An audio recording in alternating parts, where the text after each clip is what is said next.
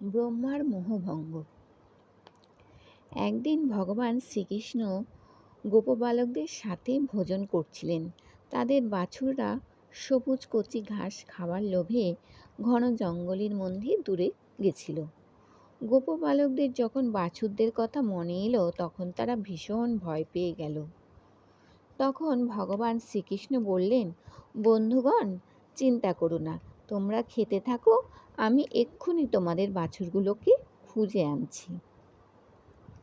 শ্রীকৃষ্ণ গোপবালকদের এই কথা বলে বাছুরদের খুঁজতে গেলেন। সেই সময় ব্রহ্মাও সেখানে উপস্থিত ছিলেন। গোপবালকদের সাথে ভগবানকে অদ্ভুত লীলা করতে দেখে তার মন মোহাচ্ছন্ন হয়ে গেল। তিনি ভগবান শ্রীকৃষ্ণকে পরীক্ষা করার জন্য বাছুরদের চুরি করে নিলেন এবং যখন ভগবান শ্রীকৃষ্ণ বাছুরদের খুঁজতে গেলেন তখন ব্রহ্মা সেই গোপবালকদেরও চুরি করে একটা গুহার মধ্যে লুকিয়ে রাখলেন। ভগবান শ্রীকৃষ্ণ বাছুরদের খুঁজে না পেয়ে যমুনার তীরে ফিরে এলেন, কিন্তু সেখানে এসে দেখলেন যে গোপবালকরাও নেই। তিনি তখনই বুঝে গেলেন যে এ সবই ব্রহ্মার কীর্তি।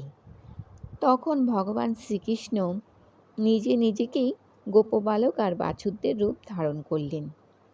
গোপবালক এবং বাছুরদের রূপ ধারণ করে ভগবান শ্রীকৃষ্ণ যখন নন্দ এবং অন্যান্য ব্রজবাসীদের গোশালায় প্রবেশ করলেন তখন কেউ তাকে চিনতে পারল না। গাভীরাও পর্যন্ত শ্রীকৃষ্ণর রূপ নিজ নিজ বাছুরদের দ্বিগুণ স্নেহে লেহন করতে আর দুধ খাওয়াতে লাগল। এইভাবেই ভগবান শ্রীকৃষ্ণ প্রতিদিন গোপবালক আর বাছুরদের রূপ নিয়ে বনে চড়তে যেতেন এবং সন্ধ্যার সময় ফিরে আসতেন। এইভাবে পুরো একটা বছর পার হয়ে গেল। ব্রহ্মা যখন ব্রহ্মলোক থেকে ফিরে এলেন তখন শ্রীকৃষ্ণকে আগের মতোই গোপবালকদের সাথে ও বাছুরদের সাথে খেলা করতে দেখলেন।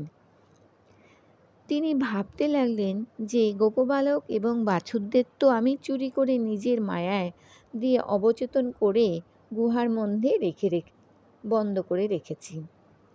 তারা তো এখনও সেখানে ঘুমিয়ে আছে। তাহলে এতগুলো বালক এবং বাছুর কোথা থেকে এলো? ব্রহ্মা নিজের মায়া দিয়ে ভগবান শ্রীকৃষ্ণকে আচ্ছন্ন করতে চেয়েছিলেন, কিন্তু তিনি নিজেই মোহাচ্ছন্ন হয়ে গেলেন। ব্রহ্মার চোখের সামনেই সব গোপবালক এবং বাছুর শ্রীকৃষ্ণের রূপে পরিলক্ষিত হতে লাগল। ওই অত্যন্ত আশ্চর্যজনক দৃশ্য দেখে ব্রহ্মা হতচকিত হয়ে গেলেন।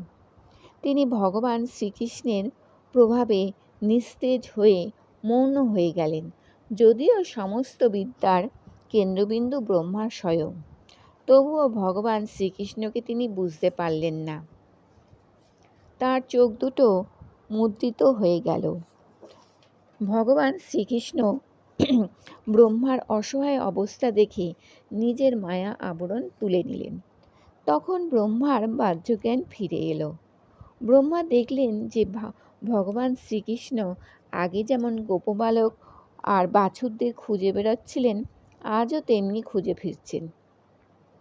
তিনি তার বাহন হংস থেকে লাফ দিয়ে ভগবান শ্রীকৃষ্ণের চরণে দণ্ডবৎ প্রণিতপাত করলেন।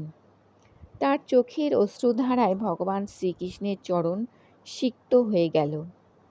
তারপর অতীব বিনীতভাবে হাত জোড় করে তিনি তার অপরাধের জন্য ক্ষমা প্রার্থনা করলেন এবং গোপবালক ও বাছুরদের ফিরিয়ে আনলেন।